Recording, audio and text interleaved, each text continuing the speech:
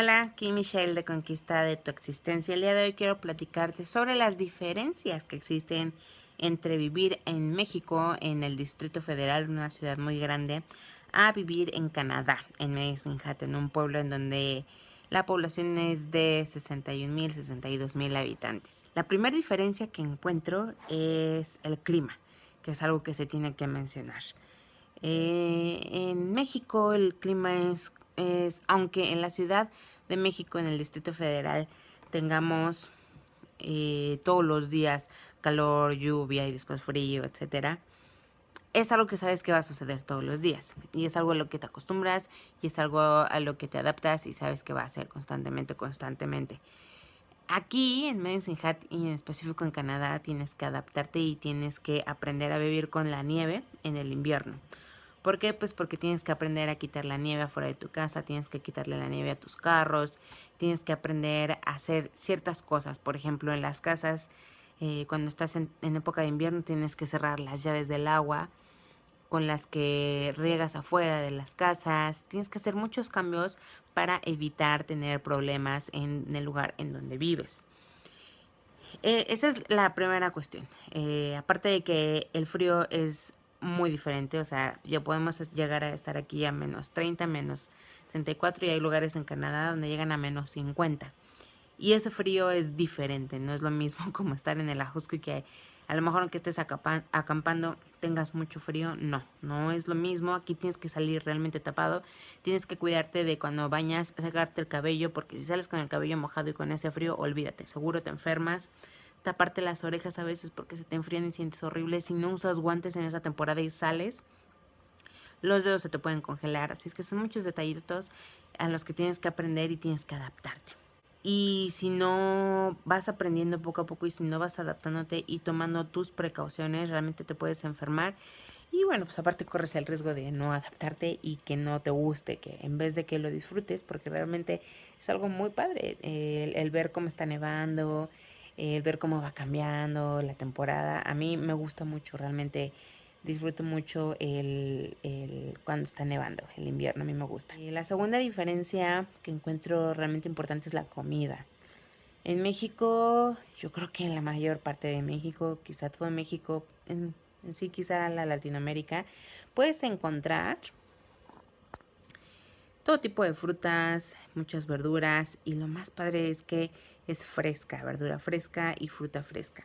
Aquí en Canadá, mucha de la verdura y muchas frutas no las encuentras frescas, muchas son de las greenhouses, que, que pues de ahí viene mucho de la fruta, o bueno, de la verdura, más que nada la verdura, o es fruta congelada. Entonces, mucho de lo que comemos aquí no es fresco, el sabor es muy diferente.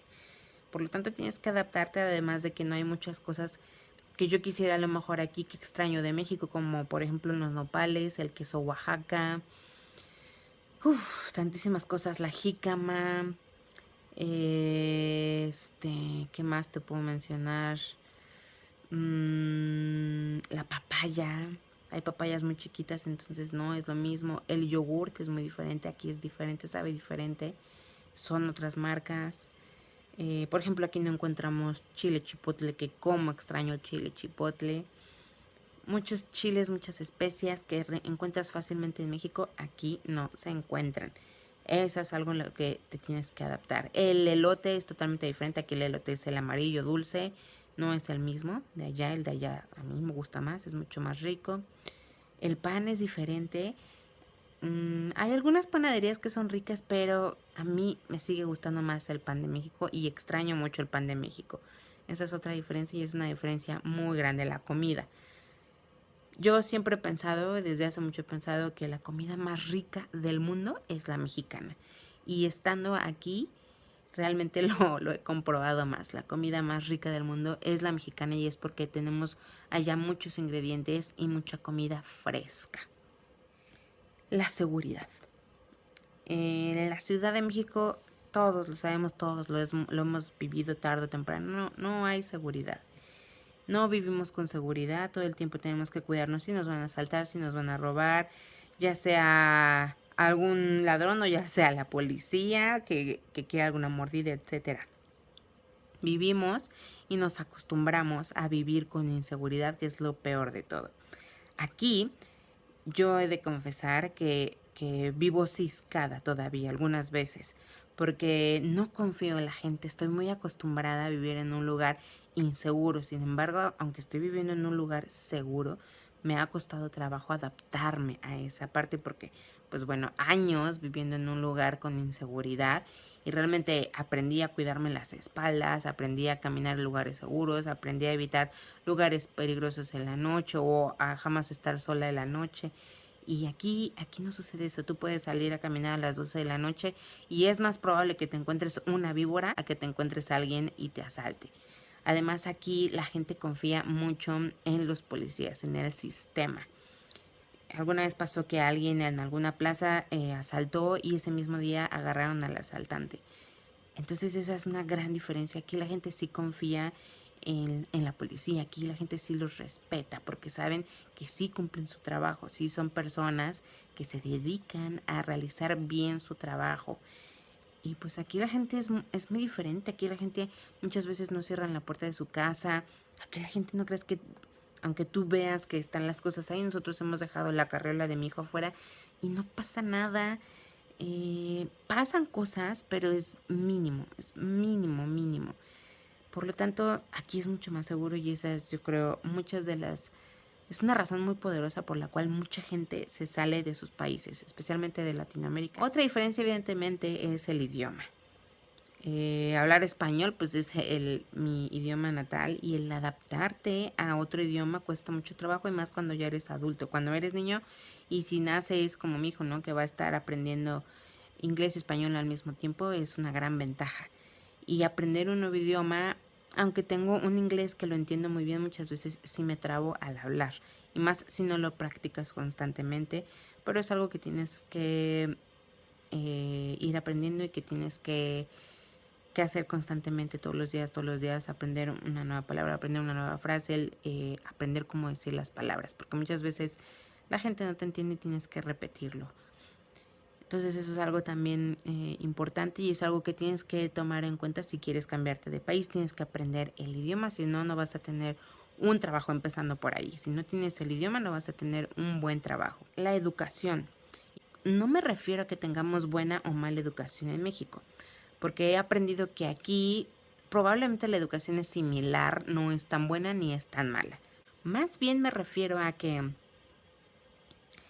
la educación que nosotros podamos tener en México y probablemente toda la Latinoamérica no nos va a servir en Canadá.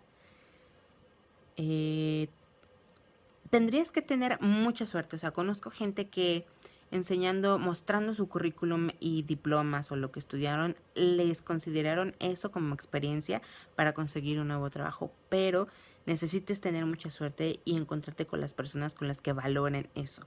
Sin embargo, si tú no tienes una certificación en Canadá, no puedes conseguir un trabajo en donde puedas realmente dedicarte a lo mejor a lo que estudiaste en México.